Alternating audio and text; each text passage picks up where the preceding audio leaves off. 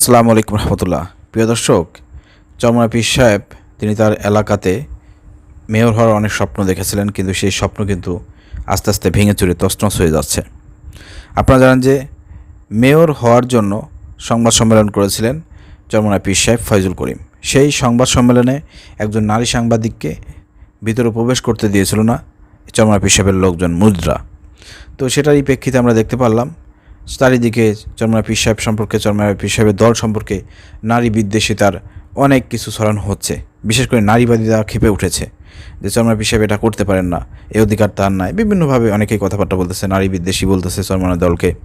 Recently আপনারা একটা ঘটনা দেখেছেন প্রিয় দর্শক, হেফাজত ইসলাম তারাও তাদের একটি সমাবেশে সেখানে 2-3 জন বক্তা নারীদেরকে অপমান করে আপনার মন্তব্য করেছে এবং সেখানে তাদেরকে গালিগালাজ করেছে। বয়কর বে তারও সহজপলাকার বে শাহ এই ধরনের শব্দ ইউজ করার কারণে আপনার দেখা গেছে যে নারীরা কিন্তু খেপে গিয়েছে। আপনারা কী মনে করছেন?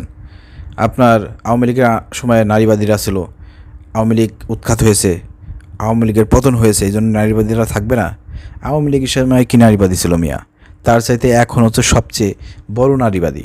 আওয়ামী লীগের সময় কোনো নারীবাদীরা বলছে সরকারকে যে যৌনকর্মী যারা আছে, যারা আপনার জেনাবে বিচার করে, পতিতাবৃত্তি করে, এদেরকে কর্মী হিসেবে স্বীকৃতি দিতে হবে?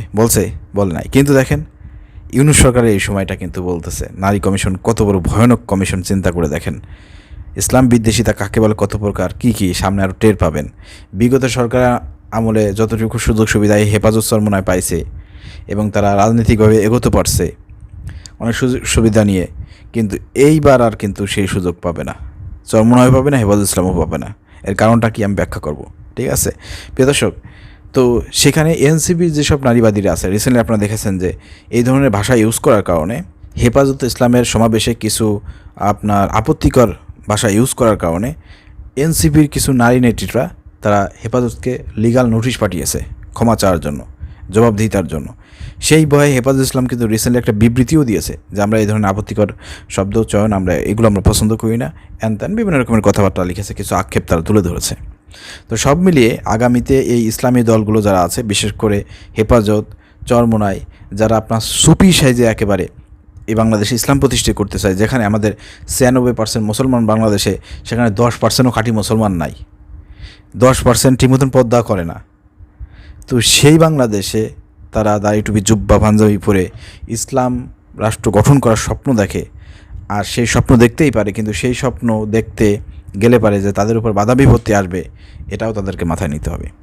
সেই জায়গায় আপনারা নারী বিদ্বেষিতা ছড়িয়ে, অথবা তাদের ভাষায়, আমি আমার ভাষায় বলতেছি না, ওই যে নারীবাদীদের ভাষায় যে নারী বিদ্বেষিতা ছড়িয়ে নারীদেরকে সংবাদ সম্মেলনে আসতে দেবেন না, নারীদের সাথে টকশো করবেন না, যারা জেনাবা বিচার করবে তাদেরকে আপনি খারাপ ভাষায় কোনো গালিগালাজ করবেন, এভাবে রাজনীতি করে আপনারা এগোতে পারবেন না।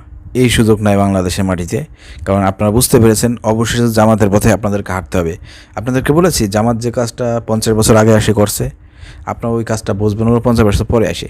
আজকে অনেকে জামাতকে নিয়ে মন্তব্য করেন যে জামাত মেয়েদের সাথে টকশো করে, বেপরোয়া নারীদের সাথে টকশো করে, তারপর মহিলাদের সাথে জোট করে, তারপরে আপনার নারীদের সঙ্গে একটা বিলে খায়। বিভিন্ন রকমের অপবাদ আছে জামাতকে নিয়ে, আপনার টের পান নাই। কেন জামাত এইগুলো কাজগুলো করে? আসলে কি জামাত ইচ্ছা করে এই কাজগুলো করে, নাকি তারা এই কাজগুলো করতে বাধ্য হয়েছে? এটা আপনারা বুঝবেন সামনে, আগামীতে টের পাবে। হেফাজত ইসলামও টের পাবে। হেফাজত ইসলামও যদিও তাদের নেতাকর্মীরা এর আগে অনেক নারীদের সাথে টকশো করেছে। তো সুফি সাহেব হচ্ছে চরমোনাই বেশি। তো সুফি সাহেবগিরি ছুটে গেছে। মেয়েরা স্বপ্ন দেখেছিল যতই আন্দোলন করেন, হুমকি দেন, কোনো কাজ হবে না। আদালত টের পেয়ে গেছে যে নারীদের প্রতি আপনাদের ধ্যান ধারণা। আর বর্তমান অন্তর্বর্তীকালীন সরকার এবং এনসিপির নারীরা কতটা ভয়ঙ্কর বুঝতেই পারতেছেন। একজন নারী সাংবাদিককে আপনারা সংবাদ সম্মেলনে প্রেস ক্লাবে ঢুকতে দেন না, কীভাবে মেয়র হবেন? মেয়রের সম্ভাবনা আছে এই বাংলাদেশে? এইসব নারীদের সাথে আপনারা চক্রান্ত করে এইসব নারীদের সাথে টক্কর দিয়ে কী পারবেন? এটা কি আফগানিস্তানে বাংলাদেশ যে আফগানিদের মতন সেজে গুজে আপনারা সংবাদ সম্মেলন করবেন, নারী ঢুকতে দেবেন না? আর সেখানে আপনাদের বাংলাদেশে যেখানে 50% নারী আছে, আর নারীদের ভোট পেয়ে আপনারা ক্ষমতা চলে আসবেন? এত সহজ? এটা সেই বাংলাদেশ না। হ্যাঁ, এখন আপনারা বুঝতে পারবেন কেন জামাত ইসলাম, কেন এই ছোটোখাটো বিষয়গুলোকে তারা গুরুত্ব দেয় না, কেন দেয় না। হ্যাঁ, আগামীতে যদি ভালো কিছু করতে হয় রাজনীতির ময়দানে, আপনাদেরকেও নারীদের সাথে সংবাদ সম্মেলন করতে হবে। তারপরে নারীদের সামনে তারা আপনাদের ভিডিও ফুটেজ নেবে, আপনাদেরকে প্রশ্ন করবে, সেগুলো জবাব দেওয়া লাগবে। টকশোতে আপনাদের কথা বলতে হতে পারে। এগুলো আপনারা আস্তে আস্তে অনুসরণ করতে হবে, আপনারা বাধ্য হবেন। আপনারা আগামীতে হবেন। হেফাজত ইসলামে তো অনেক আগেই হয়েছে, শেখ হাসিনার সাথে হ্যান্ডসাপ করছে, আর কি লাগে। তো যাই হোক, এখন ঘটনা হলো যে চরমনায় সুফি সাজ ছিল, তার সুফি সাপ কিন্তু ছুটে যাচ্ছে, মেয়র হওয়ার কিন্তু সম্ভাবনা নাই। যতই আন্দোলন সংগ্রাম মুড়িটা করুক, কোনো কাজ হবে না। আগামীতে জামাতের হাত ধরেই জামাতের পথে আপনাদের হাঁটতে হবে। এটা আমি বলে আসতেছি প্রিয় দর্শক। আমার ভিডিওর মূল বিষয় হচ্ছে যে বাংলাদেশে জামাত ইসলামীকে অনুসরণ করে এই পর্যন্ত আপনারা রাজনীতিতে এসেছেন। আগে তো জামাত ইসলামের রাজনীতিকে আপনারা হারাম বলতেন, তারপর গণতান্ত্রিক রাজনীতি করে সেটাকে হারাম বলতেন। আস্তে আস্তে তো সেই পথেই হাঁটতেছেন। এখন অনেকেই সমালোচনা যারা করতেছেন জামাতকে নিয়ে, টকশো করে, বেপরোয়া নারীর সামনে থাকে, একসাথে খায় দায়, দেখা করে, বিভিন্ন রকমের কথাবার্তা এখন বলতেছেন না। 2 দিন পরে আপনাদেরকে এই কাজগুলো করতে হবে, ঠিক আছে? অপেক্ষা করেন, নাহলে বাংলাদেশে ওই সুবিশাজী ঘরের ভিতর বসে থাকতে হবে।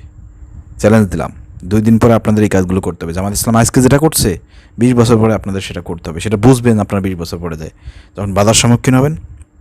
এখনও সময় আছে। আপনাদেরকে বলবো, যদি দ্রুত গতিতে এগোতে চান, জামাত ইসলামকে অনুসরণ করুন। জামাত ইসলাম জোট করে ইসলামকে বিজয়ের জন্য কাজ করেন।